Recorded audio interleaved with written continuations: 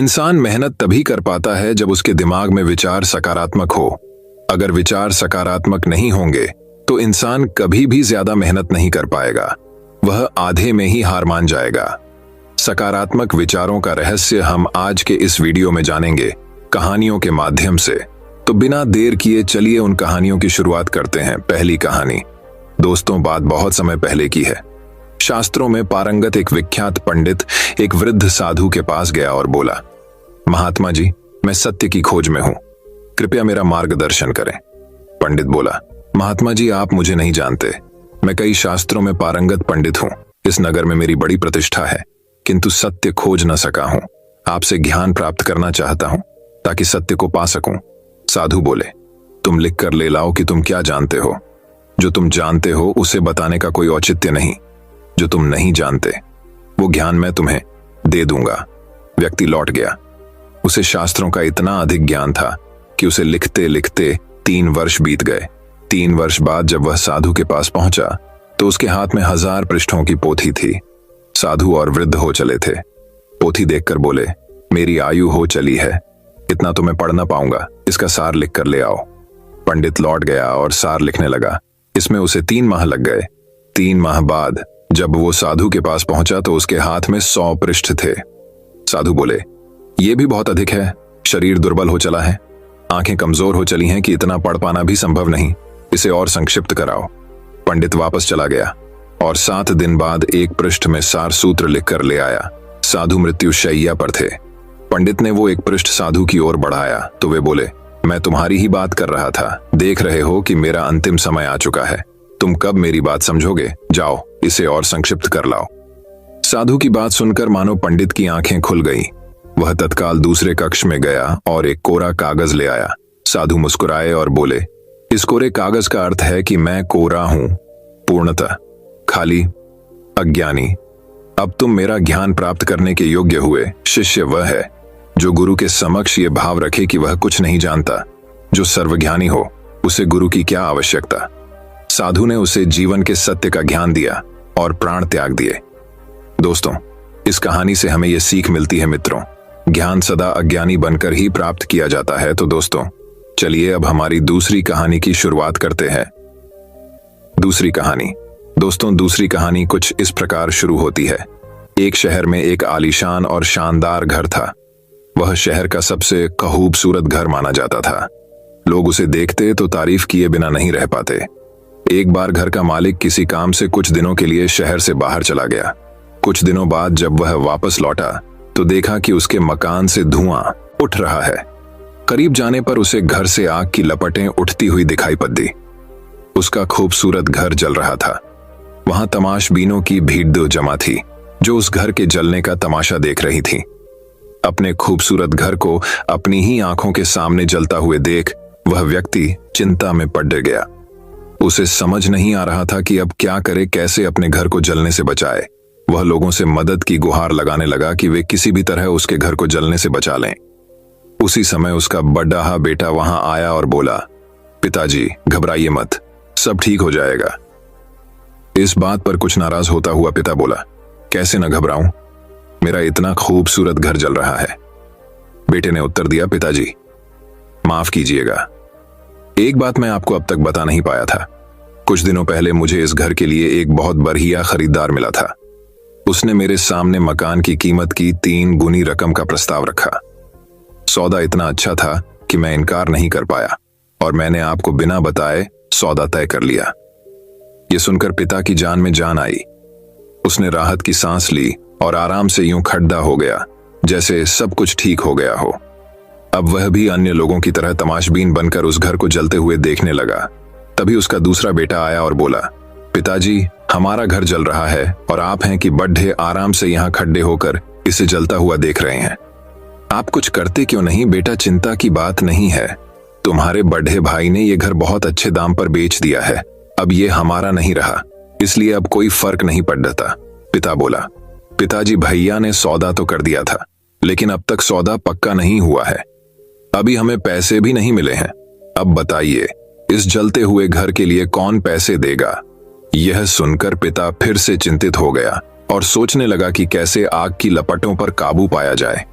वह फिर से पास खड़े हुए लोगों से मदद की गुहार लगाने लगा। तभी उसका तीसरा बेटा आया और बोला, पिताजी घबराने की सच में कोई बात नहीं है। मैं अभी उस आदमी से मिलकर आ रहा हूं जिससे बड़े भाई ने मकान का सौदा किया था। उसने कहा है कि मैं अपनी जुबान का पक्का हूं। मेरे आदर्श कहते हैं कि चाहे जो भी हो जाए अपनी जुबान पर कायम रहना चाहिए। इसलिए अब जो हो जाए, जबान दी है तो घर जरूर लूंगा और उसके पैसे भी दूंगा। पिता फिर से चिंता मुक्त हो गया और घर को जलते हुए देखने लगा। दोस्तों, इस कहानी से हमें यह सीख मिलती है कि मित्रों, एक ही परिस्थिति में व्यक्ति का व्यवहार भिन्न भिन्न हो सकता है और यह व्यवहार उसकी सोच के कारण होता है। उदाहरण के लिए जलते हुए घर के मालिक को ही लीजिए। घर तो वही था जो जल रहा था, लेकिन उसके मालिक की सोच में कई बार परिवर्तन आया और उस सोच के साथ उसका व्यवहार भी बदलता गया। असल में जब हम किसी चीज से जुड़ जाते हैं तो उसके छिन जाने पर या दूर जाने पर हमें दुख होता है, लेकिन यदि हम किसी चीज को खुद से अलग कर देखते हैं तो एक अलग सी आजादी महसूस करते हैं और दुख हमें छूता तक नहीं है। इसलिए दुखी होना और ना होना पूर्णतः हमारी सोच और मानसिकता पर निर्भर करता है।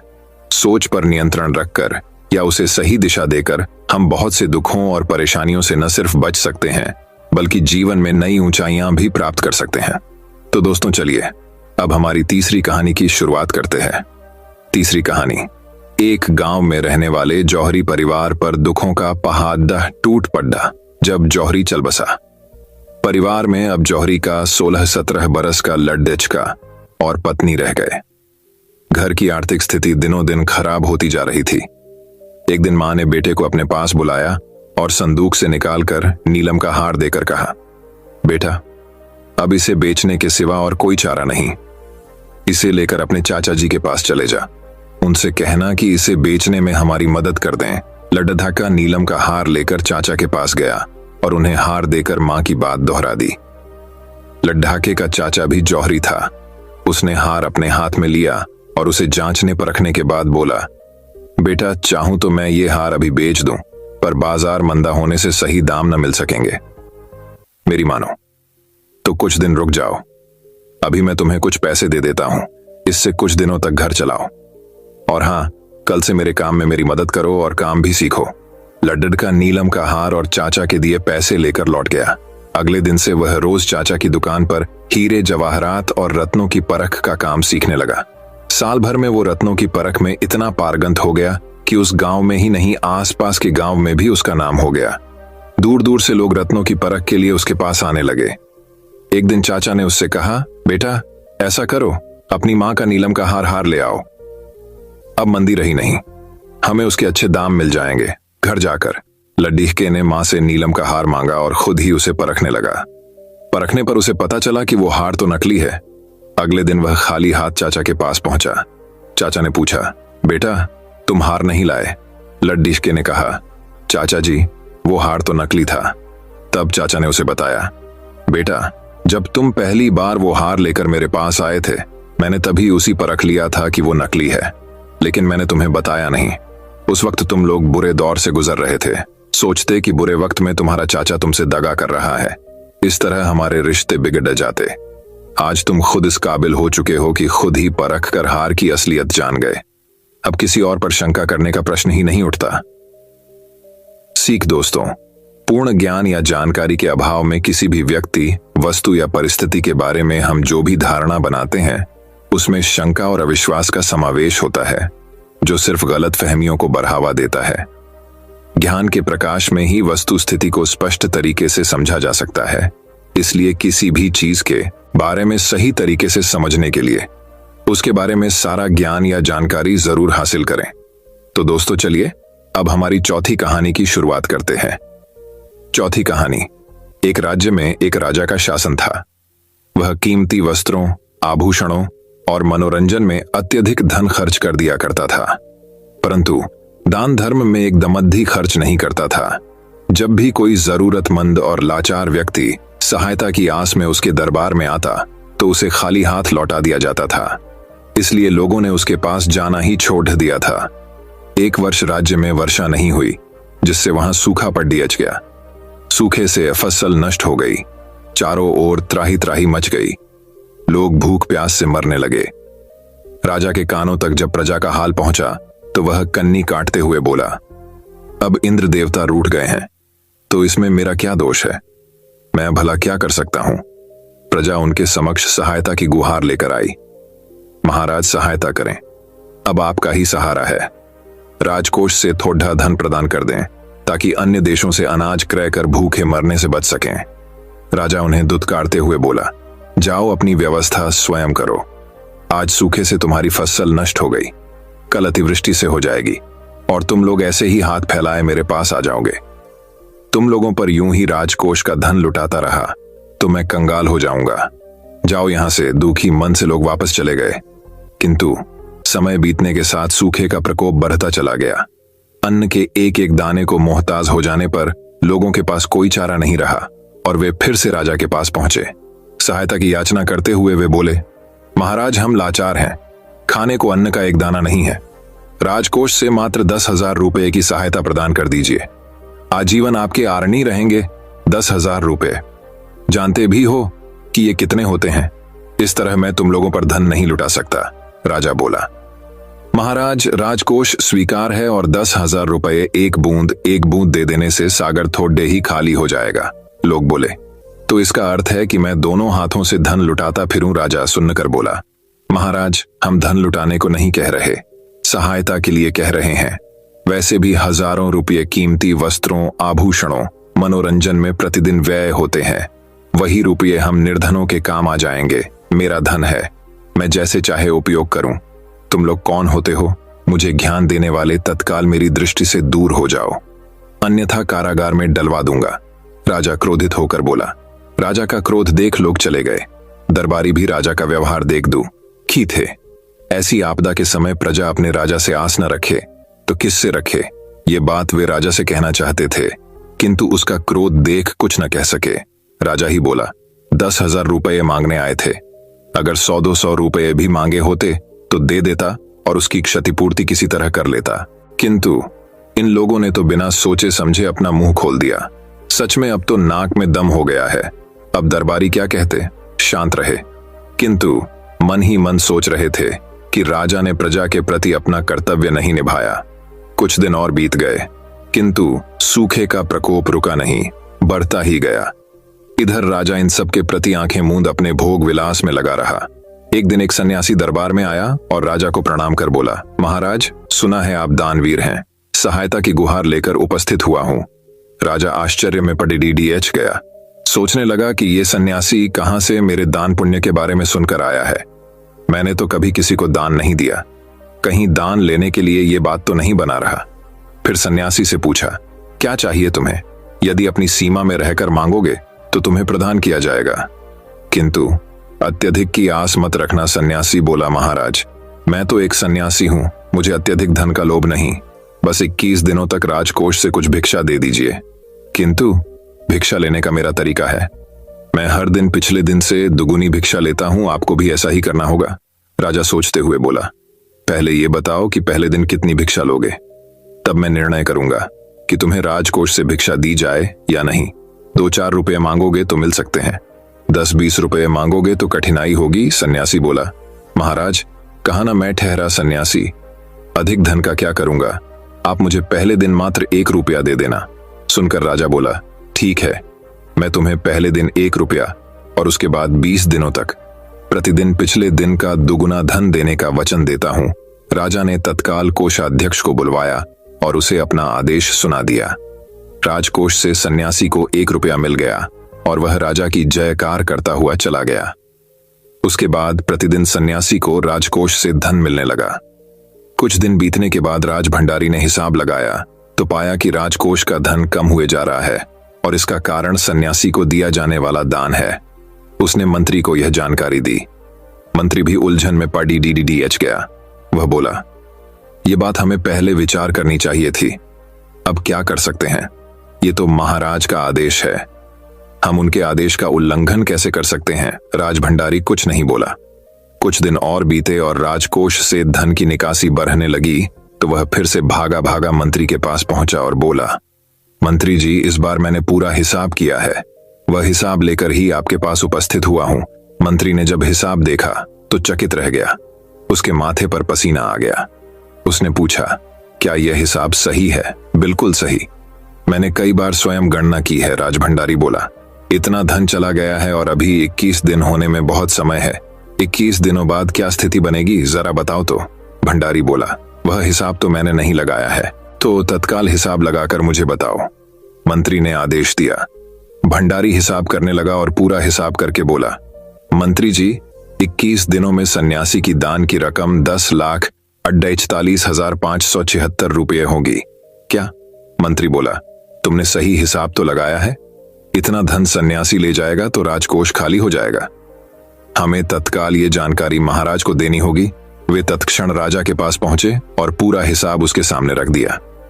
राजा ने जब हिसाब देखा तो उसे चक्कर आ गया। फिर खुद को संभाल कर वह बोला, ये सब क्या है? मंत्री बोला, सन्यासी को दान देने के कारण राजकोष खाली हो रहा है। राजा बोला, ऐसा कैसे हो सकता है? मैंने तो उसे बहुत ही कम धन देने का आदेश दिया था। मंत्री बोला, महाराज, वह सन्यासी बहुत चतुर निकला। अपनी बातों में फंसाकर वह राजकोष से बहुत सारा धन ऐंठने के प्रयास में है। राजा ने राजभंडारी से पूछा, फिर से बताओ, कितना धन सन्यासी लेने वाला है? 10,48,576। राजभंडारी बोला, परंतु मुझे लगता है कि मैंने इतना धन देने का आदेश तो नहीं दिया था। मैं ऐसा आदेश दे ही नहीं सकता। जब मैंने अकाल पीड़ित प्रजा को 10,000 रुपये नहीं दिए तो भला एक सन्यासी को इतना धन क्यों दूंगा? राजा सोचते हुए बोला, किंतु सब आपके आदेश अनुसार ही हो रहा है महाराज। चाहे तो आप स्वयं हिसाब कर लीजिए। राजभंडारी बोला। मंत्री ने भी उसका समर्थन किया। भी इसी समय उस सन्यासी को मेरे समक्ष प्रस्तुत करो, राजा चिल्लाया। तुरंत कुछ सैनिक भेजे गए और वे सन्यासी को लेकर राजा के सामने उपस्थित हुए। सन्यासी को देखते ही राजा उसके चरणों पर गिर पड़ा और बोला, बाबा, आपको दिए वचन से मेरा राजकोष खाली हुआ जा रहा है। इस तरह तो मैं कंगाल हो जाऊंगा। फिर मैं राजपाट कैसे चला पाऊंगा? किसी तरह मुझे इस वचन से मुक्त कर दीजिए, दया कीजिए। सन्यासी ने राजा को उठाया और बोला, ठीक है, मैं तुम्हें इस वचन से मुक्त करता हा, किंतु इसके बदले तुम्हें राज्य की प्रजा को 50,000 रुपये देने होंगे ताकि वे अकाल का सामना कर सकें। राजा बोला, किंतु बाबा, वे लोग जब आए थे तब 10,000 मांग रहे थे, किंतु मैं 50,000 ही लूंगा, उससे एक ढेला कम नहीं। सन्यासी ने अपना निर्णय सुनाया। राजा बहुत गिड़गिड़ाया, किंतु सन्यासी अपनी बात अड्ढा रहा। अंततः विवश होकर राजा 50,000 रुपये देने तैयार हो गया। सन्यासी ने अपना वचन वापस ले लिया और चला गया। राजकोष से प्रजा को 50,000 रुपये दिए गए। प्रजा बहुत प्रसन्न हुई और राजा की जय जयकार करने लगी। दू कि राजा बहुत दिनों तक भोग विलास से दूर रहा। सीख, पहली सीख, जब सीधी उंगली से घी न निकले तो उंगली टेढ़ी ही करनी पड़ती है। दूसरी सीख, भला करोगे तो चारों ओर गुणगान होगा। तो दोस्तों, चलिए अब हमारी 5वीं कहानी की शुरुआत करते हैं। 5वीं कहानी। दोस्तों, बात बहुत समय पहले की है। गुरुकुल में शिक्षा प्राप्त कर रहे एक शिष्य को अपने पिता का संदेश मिला। पिता ने उसे घर बुलाया था। बिना देर किए शिष्य गुरु के पास गया और उनसे घर जाने की अनुमति मांगी। गुरु द्वारा अनुमति दे दी गई और अगले दिन शिष्य घर की ओर निकल पड़ा। वह पैदल चला जा रहा था। गर्मी के दिन थे। रास्ते में उसे प्यास लगाई। वह पानी का स्रोत ढूंढते हुए आगे बढ़ने लगा। रास्ते एक किनारे उसे एक कुआं दिखाई पड़ा। उसने कुएं से पानी निकाला और अपनी प्यास बुझाई। उस कुएं का पानी शीतल और मीठा था। शिष्य उसे पीकर तृप्त हो गया। वह आगे बढ़ने को हुआ ही था कि उनके मन में विचार आया, इतना मीठा जल मैंने आज तक कभी नहीं पिया।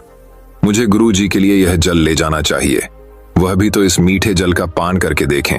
यह सोचकर उसने कुएं से जल निकाला और मशक में भरकर वापस गुरुकुल की ओर चल पड़ा।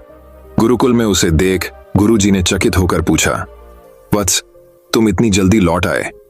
शिष्य ने उन्हें अपनी वापसी का कारण बताया और मशक में भरा हुआ जल उनकी ओर बढ़ा दिया। गुरुजी ने वह जल पिया और बोले, वत्स, ये तो गंगा जल की तरह है। इसे ग्रहण कर मेरी आत्मा तृप्त हो गई। गुरु के शब्द सुन शिष्य प्रसन्न हो गए। उसने पुनः गुरु से आज्ञा ली और अपने घर की ओर निकल गया। शिष्य द्वारा लाया गया मशक गुरुजी के पास ही रखा था। उसमें कुछ जल अब भी शेष था। उस शिष्य के जाने के थोड़ी देर बाद गुरुकुल का एक छात्र गुरुजी के पास आया। उसने वह जल पीने की इच्छा जताई तो गुरुजी ने उस मशक दे दिया। छात्र ने मशक के जल का एक घूंट अपने मुंह में भरा और तुरंत बाहर थूक दिया। वह बोला, गुरुजी, ये जल कितना कड़वा है। मैं तो उस शिष्य की आपके द्वारा की गई प्रशंसा सुन इसका स्वाद लेने आया था, किंतु अब मैं समझ नहीं पा रहा हूं कि आपने उसकी झूठी प्रशंसा क्यों की। गुरुजी ने उत्तर दिया, वत्स, हो सकता है इस जल में शीतलता और मिठास नहीं, किंतु इसमें कोई संदेह नहीं कि इसे लाने वाले के मन में अवश्य है। जब उसने वह जल पिया तो मेरे प्रति मन में उमड़े प्रेम के कारण वह मशक में जल भरकर गुरुकुल वापस लौट आया ताकि मैं उस जल की मिठास का अनुभव कर सकूं। मैंने भी जब इस जल को ग्रहण किया तो इसका स्वाद मुझे ठीक नहीं लगा, किंतु मैं उस शिष्य के हृदय में उमड़े प्रेम को देखते हुए उसे दुखी नहीं करना चाहता था, इसलिए मैंने इस जल की प्रशंसा की। यह भी संभव है कि मशक के साफ न होने के कारण जल का स्वाद बिक गया हो और वह वैसा न रहा हो जैसा कुएं से निकाले जाते समय था। जो भी हो, मेरे लिए वह मायने नहीं रखता। जो मायने रखता है वह है उस शिष्य का मेरे प्रति प्रेम। उस प्रेम की मिठास मेरे लिए जल की मिठास से अधिक महत्वपूर्ण है। दोस्तों, यह कहानी हमें यह शिक्षा प्रदान करती है कि हमें किसी भी घटना का सकारात्मक पक्ष देखना चाहिए। नकारात्मक पक्ष देखकर न सिर्फ हम अपना मन मलिन करते हैं बल्कि दूसरों का भी। इसलिए सदा अच्छाई पर ध्यान दें। तो दोस्तों, चलिए अब हमारी छठी कहानी की शुरुआत करते हैं। छठी कहानी। अब एक और कहानी कुछ इस प्रकार शुरू होती है। वन में स्थित एक आश्रम में एक ज्ञानी साधु रहते थे। ज्ञान प्राप्ति की लालसा में दूर दूर से छात्र उनके पास आया करते थे और उनके सानिध्य में आश्रम में ही रहकर शिक्षा प्राप्त किया करते थे। आश्रम में रहकर शिक्षा प्राप्त करने वाले छात्रों में से एक छात्र बहुत आलसी था। उसे समय व्यर्थ गंवाने और आज का काम कल पर टालने की बुरी आदत थी। साधु को इस बात का ज्ञान था, इसलिए वे चाहते थे कि शिक्षा पूर्ण कर आश्रम से प्रस्थान करने के पूर्व वह छात्र आलस्य छोड़कर समय का महत्व समझ जाए। इसी उद्देश्य से एक दिन संध्या काल में उन्होंने उस आलसी छात्र को अपने पास बुलाया और उसे एक पत्थर देते हुए कहा, पुत्र, यह कोई सामान्य पत्थर नहीं बल्कि पारस पत्थर है। लोहे की जिस भी वस्तु को यह छू ले वह सोना बन जाती है। मैं तुमसे बहुत प्रसन्न हूं, इसलिए 2 दिनों के लिए यह पारस पत्थर तुम्हें दे रहा हूं। इन 2 दिनों में मैं आश्रम में नहीं रहूंगा। मैं पड़ोस के गांव में रहने वाले अपने एक मित्र के घर जा रहा हूं। जब वापस आऊंगा तब तुमसे ये पारस पत्थर ले लूंगा। उसके पहले जितना चाहो उतना सोना बना लो। छात्र को पारस पत्थर देकर साधु अपने मित्र के गांव चले गए। इधर छात्र अपने हाथ में पारस पत्थर देख बड़ा प्रसन्न हुआ। उसने सोचा कि इसके द्वारा मैं इतना सोना बना लूंगा कि मुझे जीवन भर काम करने की आवश्यकता नहीं रहेगी और मैं आनंद पूर्वक अपना जीवन व्यतीत कर पाऊंगा। उसके पास 2 दिन थे। उसने सोचा कि अभी तो पूरे 2 दिन शेष हैं। ऐसा करता हूं कि एक दिन आराम करता हूं, अगला पूरा दिन सोना बनाता रहूंगा। इस तरह एक दिन उसने आराम करने में बिता दिया।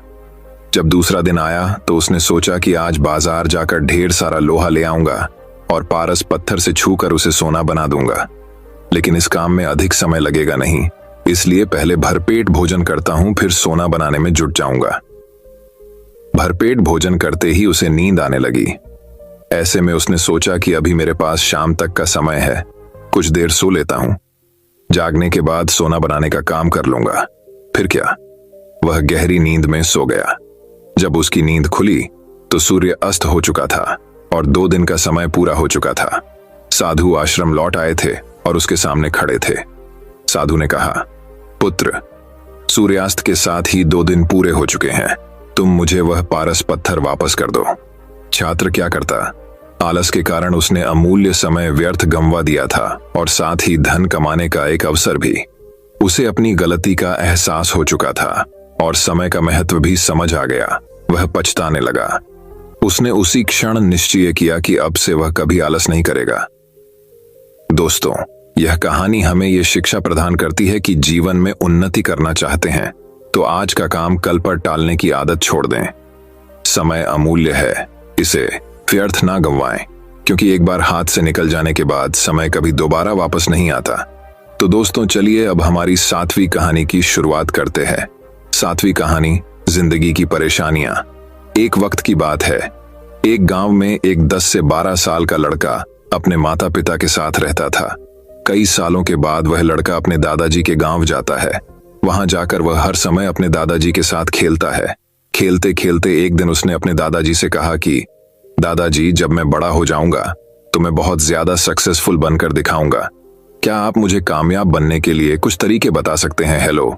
उसके दादाजी मुस्कुराते हुए उसकी तरफ देखते हैं और उसे कहते हैं हाँ, और वह उसे एक पौधों की दुकान पर ले जाते हैं। यहाँ पर छोटे छोटे पौधे मिलते थे। वहां से उसके दादाजी 2 छोटे पौधे खरीदने हैं और वापस घर आ जाते हैं। घर आने के बाद वह उनमें से एक पौधे को बड़े से गमले में लगा देते हैं और उस गमले को घर के अंदर रख देते हैं और दूसरे पौधे को वह घर के बाहर लगा देते हैं। फिर वह अपने पोते से पूछते हैं कि वो तुम्हें क्या लगता है कौन सा पौधा फ्यूचर में अच्छे से बड़ा हो पाएगा।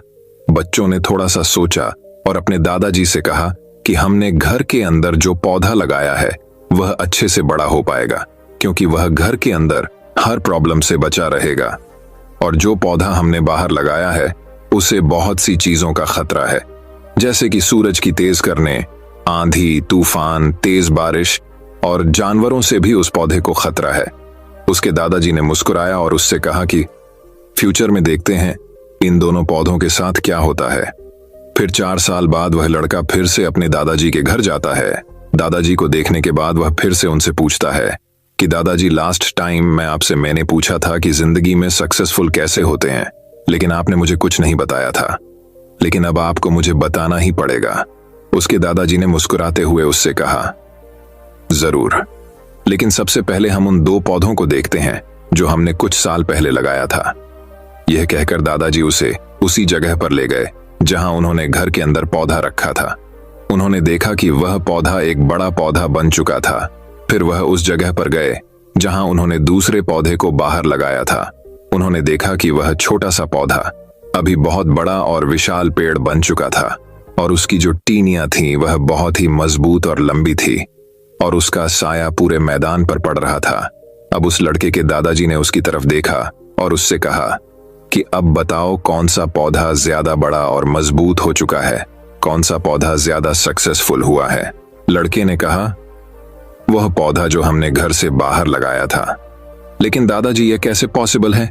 इस पौधे ने कई डेंजर सिचुएशन सही होगी, इस पर कई प्रॉब्लम्स आई होंगी, लेकिन फिर भी यह पौधा इतना बड़ा पेड़ कैसे बन गया?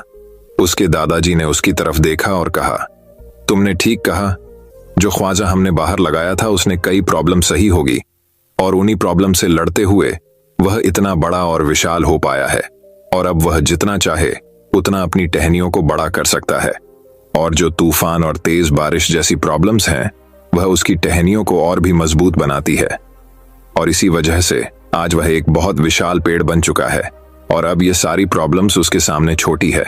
फिर उसके दादाजी ने उसकी तरफ देखा और उससे कहा कि बेटा, एक चीज हमेशा याद रखना, जब तक तुम अपनी लाइफ में स्ट्रगल नहीं करोगे, जब तक तुम डिफिकल्टीज से नहीं गुजारोगे, तब तक तुम अपनी लाइफ में सक्सेस को हासिल नहीं कर सकते हो।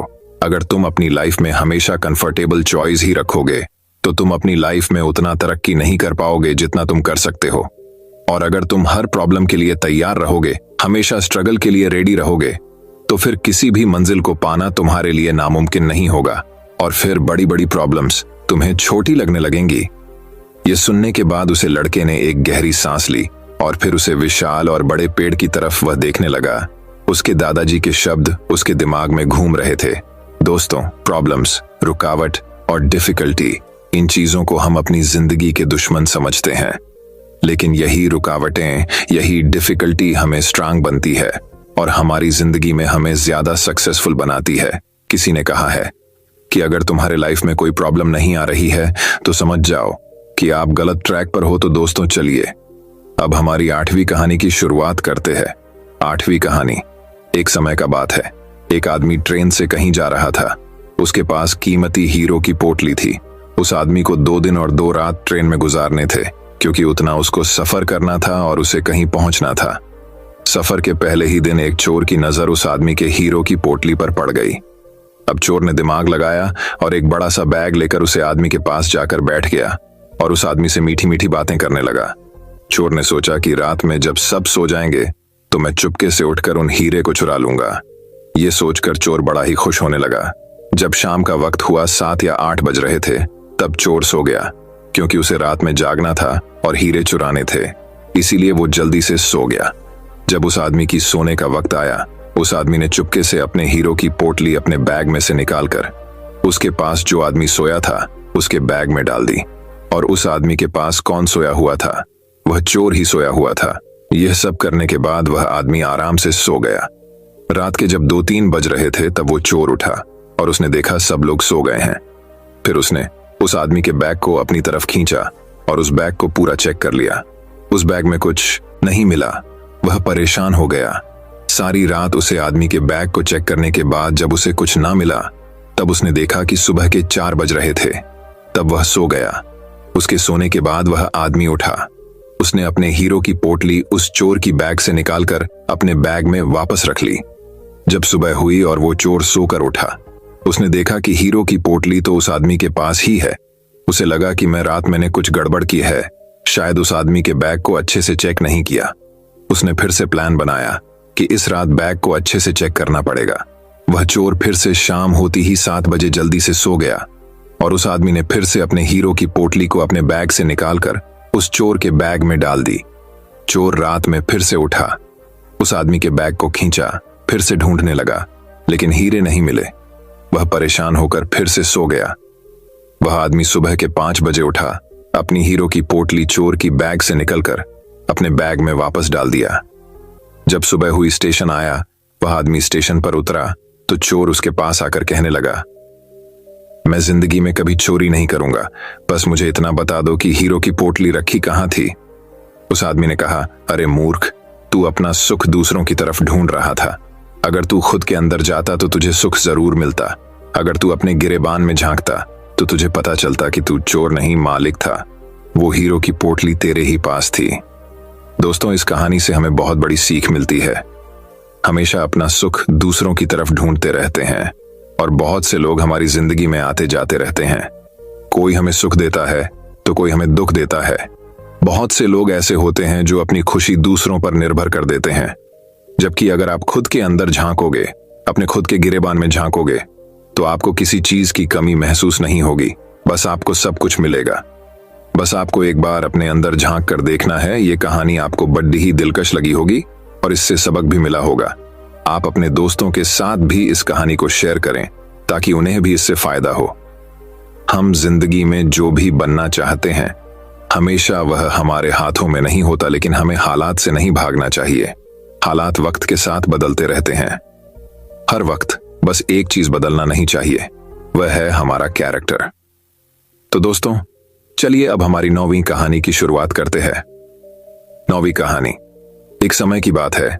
एक बड़ा सा जहाज तूफान होने की वजह से डूब गया और उस जहाज में जितने भी लोग थे वह उस जहाज समेत डूब गए। सिर्फ एक आदमी को छोड़कर। वह आदमी वहां से बच निकला और एक सुनसान आइलैंड पर जाकर बेहोश होकर गिर गया। सुबह जब उस आदमी को होश आया तो उसने देखा कि वह एक सुनसान आइलैंड पर था, जहां पर दूर दूर तक कोई भी नजर नहीं आ रहा था। वह आदमी ऊपर वाले की तरफ देखकर दुआ मांगने लगा कि मेरी मदद करो, इस सुनसान आइलैंड पर किसी न किसी को भेज दो। लेकिन वहां उसकी मदद के लिए कोई भी नहीं आया। दिन गुजरते गए और वो आदमी रोज ऊपर वाले से मदद के लिए दुआ करता रहता। फिर कुछ दिनों बाद उसने दुआ करना ही छोड़ दिया। उस आदमी ने वहां से बचने की उम्मीद ही खो दी। उसका सब्र टूट चुका था। तभी उस आदमी ने लड़कियां इकट्ठा की और उनसे एक टेंट बनाए। उसने नारियल के पेड़ से बहुत सारे नारियल तोड़े और खाने के लिए मछलियां पकड़ने लगा। पूरी 15 से 20 दिन निकल चुके थे और उस आदमी ने यहां से निकलने की पूरी उम्मीद खो चुकी थी। इसीलिए उसने तकरीबन 20 दिन की मेहनत के बाद वहीं पर एक लड़कियों का घर बना लिया था। एक दिन जब वह जंगल में नारियल तोड़ने के लिए गया और वापस आया तो उसने देखा कि उसने जो घर बनाया था उसमें आग लग चुकी थी और वह घर पूरी तरह से जलकर राख हो गया था। तभी उसने ऊपर वाले की तरफ देखा और कहने लगा कि मैंने आपसे मदद मांगी तो आपने मेरी मदद नहीं की। फिर जब मैं रहने के लिए एक घर बनाया तो आपने उसे भी जला दिया। वह आदमी सारी रात ऊपर वाले को कोसता रहा और वहीं सो गया। जब वह सुबह उठा तो उसने देखा कि एक बहुत बड़ा जहाज उस आइलैंड के किनारे पर खड़ा हुआ है। वह आदमी यह देखकर बहुत खुश हो गया और तुरंत जहाज पर चढ़ गया। जब उसने पायलट से पूछा कि उन्हें कैसे पता चला कि वह इस सुनसान आइलैंड पर है। तब पायलट ने कहा कि कल तुमने जो आग जलाकर हमें सिग्नल भेजा था, उसी की वजह से हम आइलैंड पर आए हैं। तभी उस आदमी ने कहा कि मैंने तो कोई सिग्नल नहीं भेजा था। तभी वह आदमी सोचने लगा और उसे याद आया कि रात में जो उसका टेंट जल गया था, जो उसने घर बनाया था जो जल चुका था, शायद उसी की वजह से ये लोग यहां पर आए हैं।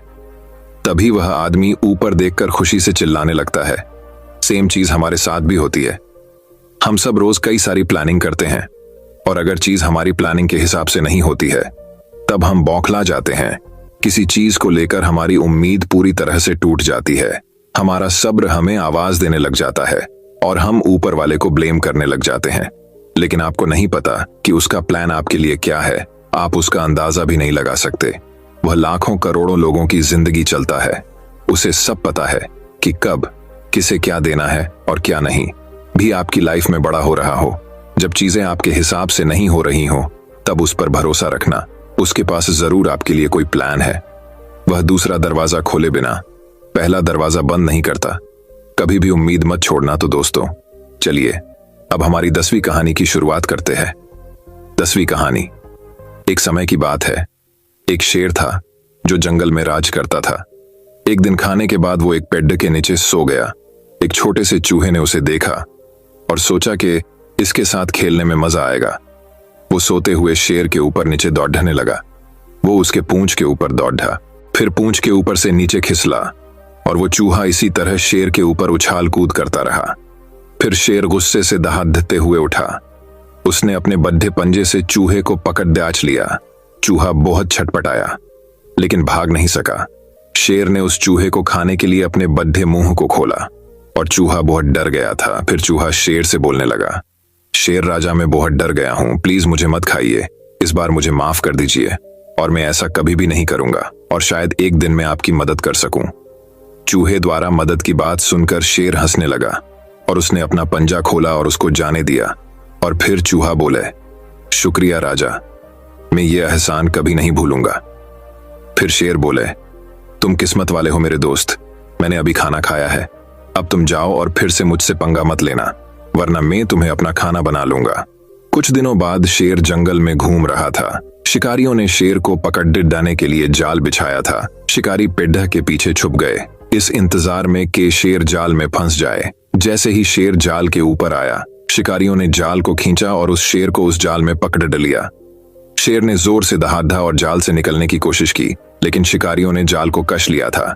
फिर वो शिकारी गांव वापस चले गए ताकि गाड़ी लेके आ सके उस शेर को लेने के लिए। और शेर जोर जोर से दहा रहा था और चूहे समेत जंगल के सभी जानवर शेर का दहा सुने।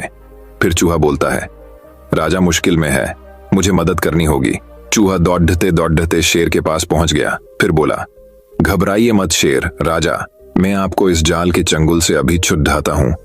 चूहा जाल के ऊपर चरीच गया और फिर अपनी दांतों से उस जाल के रस्सी को कुतरने लगा। आखिर में उसने शेर को जाल से छुड़ा लिया। तभी शेर को यह एहसास होता है कि एक छोटा सा चूहा भी बहुत मदद कर सकता है, यानी काम आ सकता है। फिर शेर उस चूहे से बोलता है, शुक्रिया मेरे चूहे दोस्त, मैं तुम्हें कभी तंग नहीं करूंगा। तुम अब खुशी से मेरे जंगल में रहो। तुमने राजा की जान बचाई है, तुम अब इस जंगल के राजकुमार हो। फिर चूहा बोलता है, शुक्रिया राजा जी, अब मैं चलता हूं, फिर और कभी मिलेंगे। फिर शेर बोलता है, अरे अरे कहां जा रहे हो? क्या तुम मेरे ऊपर खेलना नहीं चाहते और मेरे पूंछ से फिसलना? ये बात सुनकर चूहा खुशी से उछलने लगता है और फिर वो शेर के ऊपर उछलता है और पूंछ से फिसलने लगता है। कुछ देर बाद शिकारी शेर को लेने के लिए एक बड़ी गाड़ी लेकर आए। शेर और चूहे ने उन्हें देखा तो शेर उनके तरफ दहाड़ते हुए भागा। शेर को देखकर शिकारी बहुत डर गए और चिल्लाते हुए गांव की तरफ वापस भागे।